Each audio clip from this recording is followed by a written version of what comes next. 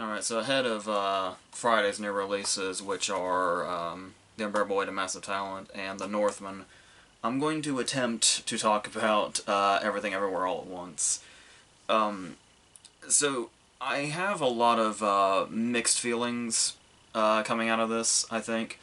Most of them, I would say more positive than negative, but just try to bear with me because I know people are absolutely smitten with this movie. So, I will say one thing that I feel like is both in its favor and then ultimately against it is it's definitely one of those movies that you kind of wished you didn't hear anything about whatsoever going into it. And the people that probably got the best experience with this were the people that saw it before everybody started putting pretty much everything, not just in the marketing, but everybody just kind of came out of this trying to say all the possible keywords that they could, like, butt plugs and dildos and everything bagels and fanny packs and stuff like that. And that's basically what a lot of the advertising and reactions to the movie centered around, was getting everything possibly out there that would have been a total and complete surprise to everybody that saw this, with no hype around it whatsoever,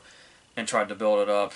I kind of even felt like the marketing was a little disingenuous, where they were talking about how, oh, it's this movie that's going to fly under the radar. It's going to be a movie that word of mouth will have to really work to take off with.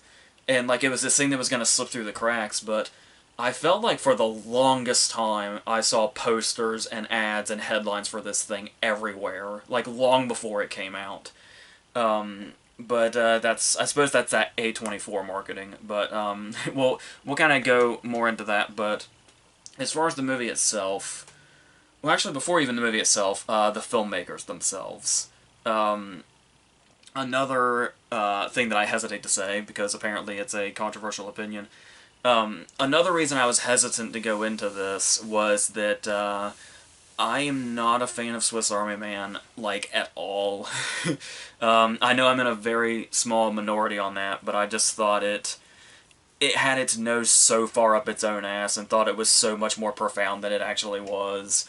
And it all felt very surface level for what they were going for, and that whole combination of doing the absolute ridiculous and absurd and then meshing it with, like, this big emotional impact they were going for. I get that a lot of people thought that shockingly went together. Like, even the people that loved it were surprised how much those things went together. I didn't. None of it was working for me. So that's what was in my head. I was trying to not base too much of my pre-opinion. I try not to do the pre-opinion thing at all. But I felt so strongly against Swiss Army Man that I was nervous coming into this. And obviously the hype wasn't helping, because everybody I know loved Swiss Army Man also, and it sounded like for very similar reasons.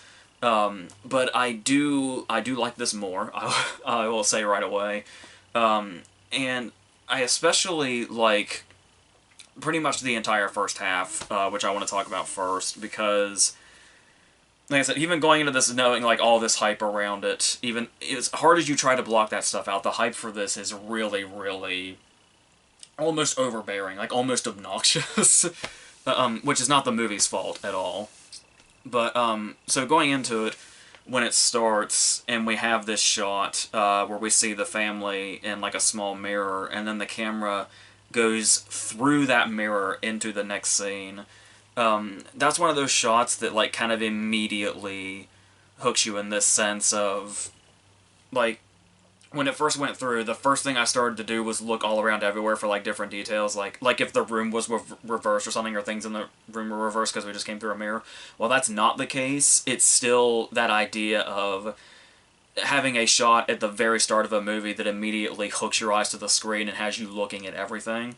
And that's a really good way to start, especially for a movie this chaotic and frantic and has so much going on at once, especially details that you'll want to spot anyway, because they keep coming back in this sort of, because when we go into the whole multiverse thing, obviously it's even these little details that we see will more than likely come back in really big and crucial ways, and probably unexpected ways.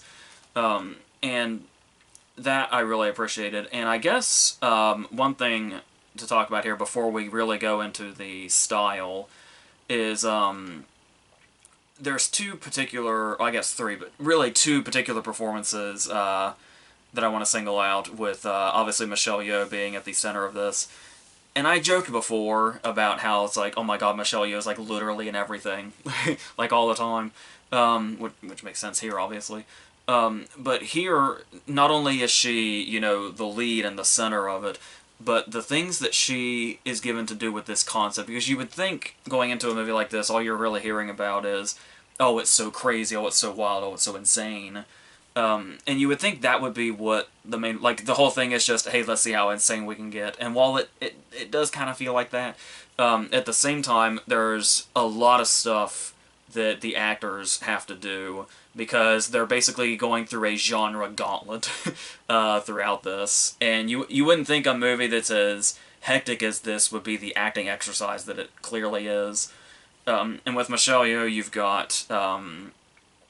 she's got to do the action thing, which we've seen her do before, to great effect. And like being at the center of this movie that has all this really insane action in it, it's really great to see her still pulling that off. And then, obviously, there's an absurd comedy in here quite a bit as well. So she has to have that comedic timing with all this. And then, yeah, eventually it does become this sort of... It hits these really big dramatic beats and these really emotional beats. And to think that this is one performance in one movie, and it's like having to do like basically three different, completely different genres that rarely blend well, especially when they're all this over the top. Because because it's not just doing action, comedy, and drama. It's doing really, really, really over the top and wild action. Really, really going for absurd comedy and emotional beats that are intended to be really, really big and emotional, and powerful. And that's also, well, most of that is like put on her as far as like being the center of the movie. We also have her husband, who is Ke Kwan, who we've mainly known as a child, where he was short round and he was Data and stuff like that. And even before going into him in the movie, I feel like it's, not only is he a great casting choice, especially with his fight choreography background, but having him out promoting this movie is probably one of the best things that could have happened to this movie, because when you watch his like interviews, I don't know that there's a more lovable person on earth. So having him out there promoting this movie is probably doing it a lot of favors as well.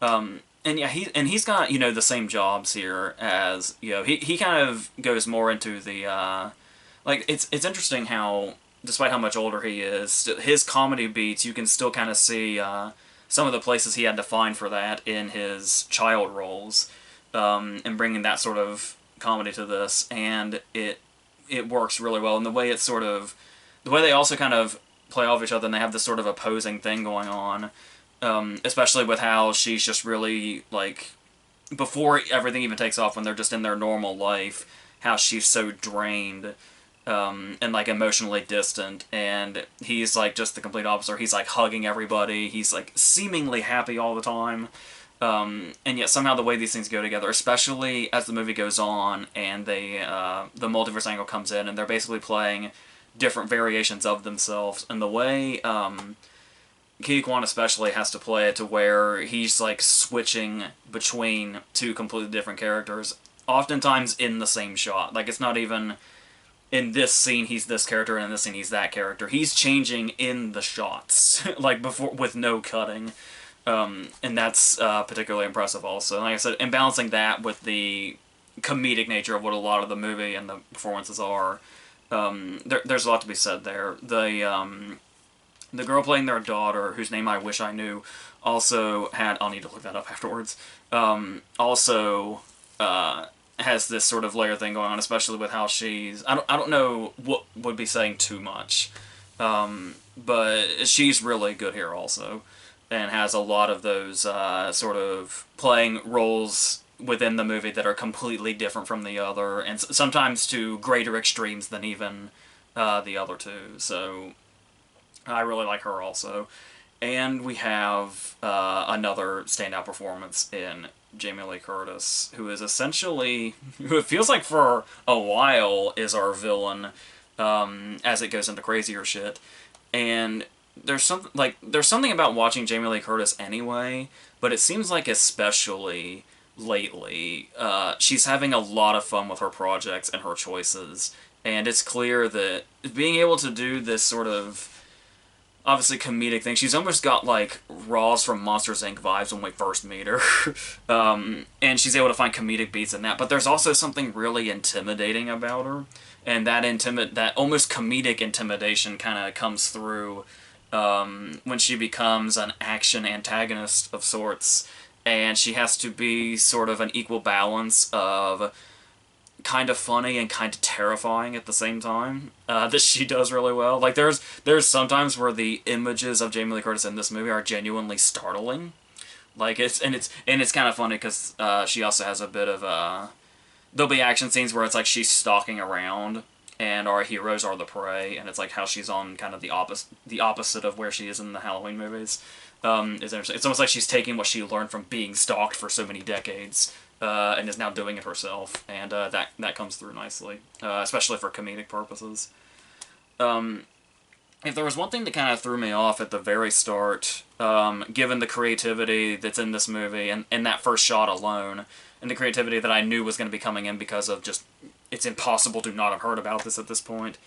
We do have one of those moments that's like, we're getting a lot of exposition dumping that we really don't need. Because not only is it just clear, you know, really spelling out everything that's going on that these characters would already know. They're basically, the characters are telling each other their life stories that they should already know. But I think the reason I especially bring that up is because it's especially egregious here, because not long after that, we get all the exposition we need about them completely visually without dialogue. Where we literally see, like, Michelle Yeoh's entire life just flash before us, and it's like, that's everything. You needed no exposition whatsoever. You needed no filler dialogue in that opening scene, because this is the kind of movie that's going to visually take care of that, clearly, and it did quickly. But that was really just in the opening. It's not like there's not like an exposition problem through the whole thing or anything. If anything, some people might think that there's not enough exposition. And I do like that there's times where we do get told a lot what's going on, but there's also a lot of times where we just kind of have to run with it and kind of figure it out as we go, which I can also appreciate. And more often than not, you can appreciate more than just getting an exposition dump. It's much better to do it visually, which they do most of the time, which is great. But it's also showing off their multiverse angle the way that they do. Because you kind of hear about the concept, but like even if you know a lot going in, you probably have a hard time. I knew it was a multiverse thing, but I had no idea like how they were doing it, like what even the whole thing was. But the big question would be how you represent that visually.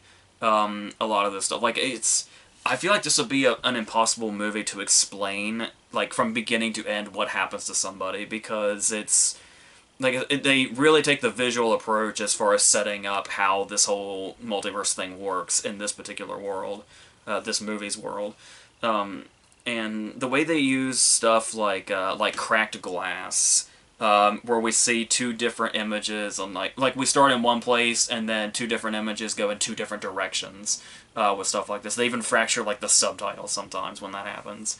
That's really great, and it's like the way they can take this stuff that seems like it would be impossible to explain and bring it to the screen is basically why movies exist and why movies should exist. So that in itself, without saying anything else, makes me say that I can understand why people are reacting to this movie the way that they are. So I completely, even if I don't, completely feel it myself, I can understand where the deep love for this movie is coming from. Especially if a lot of these people praising it went in as blind as possible. Could also very much explain that. And there's also, just to kind of take into account the concept itself, because when we get, especially more so in the second half, where it kind of started to lose me a little bit, where it really, really, really starts to embrace the ridiculous more than ever, which is probably the point where a lot of people fall even more in love with it, which I can understand. But like I said, like the way they tried to blend that with the emotion in Swiss Army Man didn't work for me then, and it's pretty much feels the same for me here also. I don't have near as much animosity towards this one as I do Swiss Army Man, but it's. But I was just trying to stop and appreciate the fact that the thing that drives me crazy a lot lately is when we're in that. It was long before this, but the easiest way to do it is to call it the post-cinema sins movie discourse, where everybody's so obsessed with, like, realism, and, like, everything is like, oh, this wouldn't happen, so this one thing wouldn't happen in real life, so this movie sucks. Despite the fact that movies are supposed to take us to another world entirely. Everybody's just all in on this realism thing now, and anything that's not completely 100% realistic suddenly sucks. And so to see a movie like this that just takes absolute freedom in its concept, like sets its concept up to basically say, we can do whatever the hell we want with this. And that's what we're gonna do. We're gonna throw everything that doesn't make sense into this movie, everything that's absurd and ridiculous into this movie. That in itself is what I can really, really appreciate about this movie. It's the content itself that I feel distanced from, I guess you could say. Because I think not only did the meshing of the ridiculous and the emotional wasn't connecting with me, but it was also just kind of a general thing where the movie that came to mind right about at the midway point was Scott Pilgrim, where the things that this and Scott Pilgrim have in common are they are both movies that everybody seems to love, except myself, and they have this energy and this setup and this world and this style that's right here at the beginning, and you can sense that all the way through, and it's like, this is the world, and then you just go into it, and it gets more and more crazy as it goes. But much like this and Scott Pilgrim, it was right about at the same time, like right at the halfway point, that I got exhausted, and the magic of it was kind of gone. And it was like I get what you're doing now, and I get where we're going, but and it's like the fact that yeah, we're really embracing this world more and more as we go, and the ridiculous is going to come out, the constant energy is going to come out. And it's like, I can appreciate that that's there, and that you can make movies like this, and people are willing to make movies like this, but it just kind of lost its luster about halfway through with me for the most part. And there are some moments towards the climax where I could feel it coming back, but then it would be that more, meshing of the ridiculous and what's really funny is it's interesting what worked for me and what didn't, because when I say the ridiculousness and trying to mesh it with the emotional is where it kind of lost me, there are moments that did come through that you would think would fall into that. Like, there is a segment, without saying too much, there's a segment involving rocks, where you would think that would be what I was talking about when I say, okay, this is too ridiculous. No, I actually kind of appreciated the rock stuff. And the way it was pulled off. But there's a lot of stuff here also where I just didn't... Yeah, there was definitely too much of a disconnect between the absurd and the emotion, and it was... And I think the worst part about that is that it was numbing the emotion to me. Like, I heard a lot about how, go into this movie with tissues and stuff like that. Oh, it's going to be super emotional. And I never even felt close to emotional with this, and I think it was that disconnect caused by the blending of the emotion with the absurd not working with me. And that's the thing too, is it's like, even if, I mean there is something here, because there's, obviously something we saw in Turning Red, that felt very similar, with the idea of, the daughter just wanting to do her thing, and the mother being overbearing, and she's trying to, break away and try to get the mother to let go and let her live her own life, and stuff like that, and how there's a protagonist-antagonist thing kind of going on here that's symbolic to that. It's like, literally, we just saw this in Turning Red. But at the same time, especially in this movie, it's like, while I don't relate to these characters, there's somebody very, very close to me that I kept thinking about throughout this movie that was like, they would absolutely relate to this, and it's like, so that kind of took me to a place as far as thinking about that person, but the movie itself and the characters within it weren't doing anything for me emotionally. So it was like I could get the sense that it was almost there, but it was, yes, that disconnect was just a little too far. I think by the time we got to the end, and my being invested in the world started to kind of break away enough by that point that I didn't really get any emotional impact from it, which is unfortunate. And another thing that I felt like they kind of leaned into maybe a little too much, because you think about the originality of the movie, and that's the thing that's like really setting this off, and that's what I was talking about, where it's like it's amazing people like people were convinced, people with money were convinced to make this is amazing, and should be done more often. But despite that originality, there's a lot of stuff that's clearly like callbacks and homages and stuff like that, and it's like really really heavy. Like I get maybe one or two homages here and there, or one or two callbacks here and there.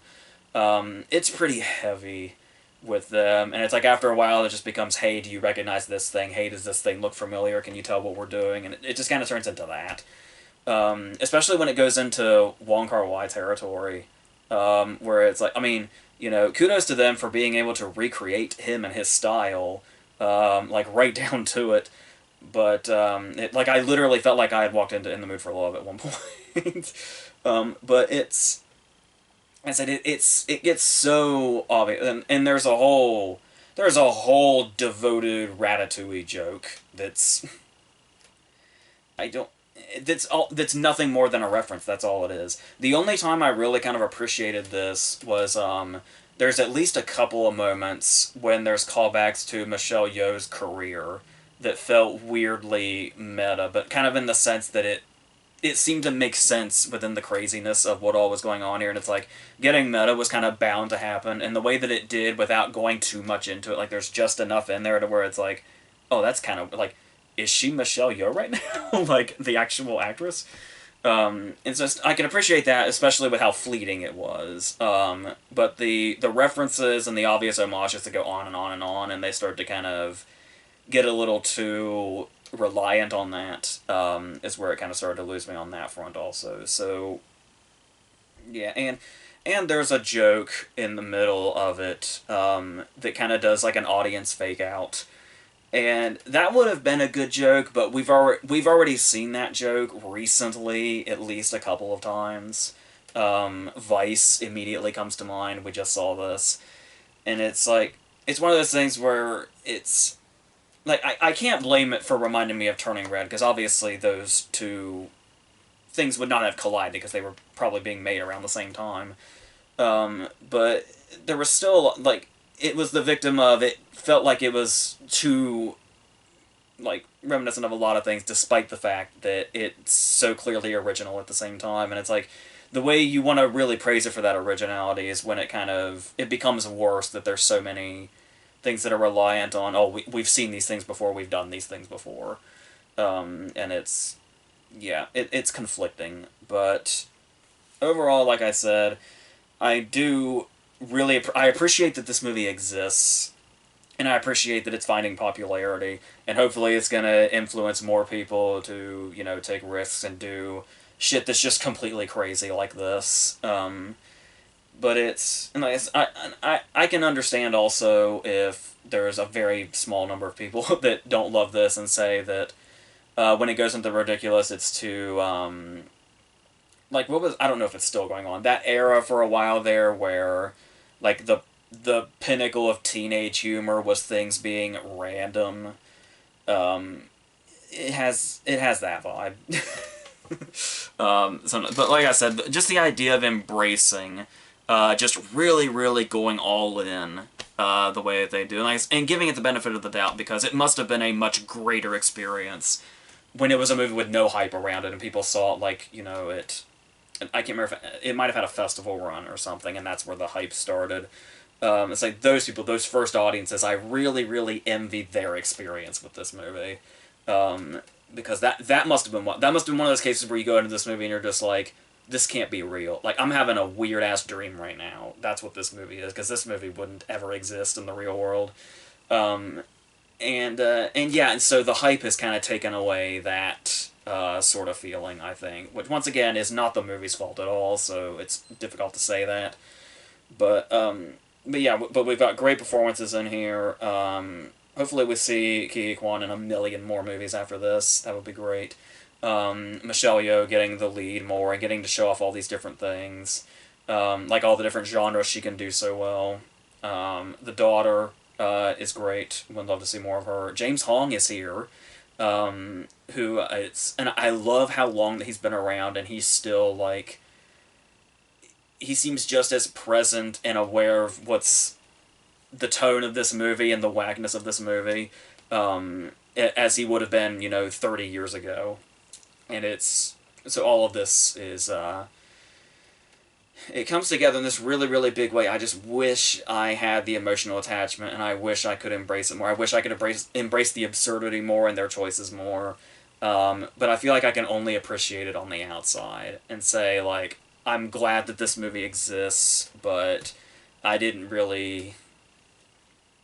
Yeah, I didn't feel it in my heart, but I felt it in just that general sense of, yes, this is what movies should be. They should go as far as they can. And fuck the whole, everything has to be realistic thing. Like, just take your ideas and go as far away with them as you can, as far into it as you can. And yeah, and like I hate focusing so much on how kind of like marketing and hype did this movie in, for me anyway, a little bit. Because another thing, I guess this will be the last thing, that kind of rubbed me the wrong way, and this is not the first time this has happened with A24. A24 especially seems to bring out this nature in people where they have to... Because obviously when you look at this being a multiverse movie, what's going to come to mind is what's happening in Marvel right now. And people have this thing, this really obnoxious, stupid thing, where they feel a need to tear something else down in order to prop something else up, when this thing will stand up on its own just fine. I remember when It Comes at Night came out, a movie that I loved, and it made my top 10 of that year. A24 put like a tweet out that was just like bashing blockbusters and saying, if you want a real movie, go to this one or something. And it's like that, and the whole thing of this, basically, some of the marketing being centered around, this is the multiverse movie of the year, which is, when you read between the lines, is fuck that Marvel shit, this is smart shit, or whatever. That really rubs me the wrong way, and it's a bad habit of A24, especially, but that's...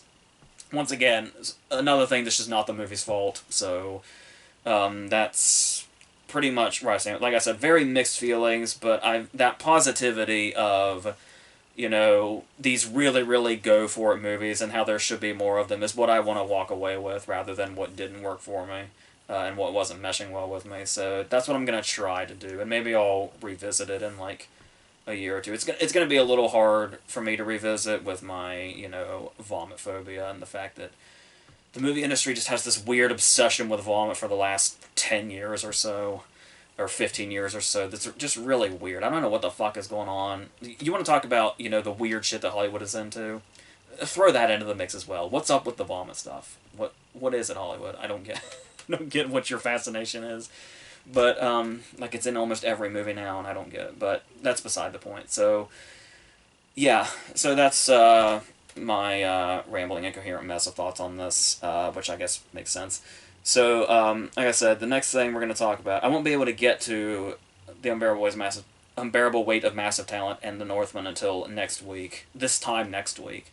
But then we'll talk about those, and those both should be wild and fun, so...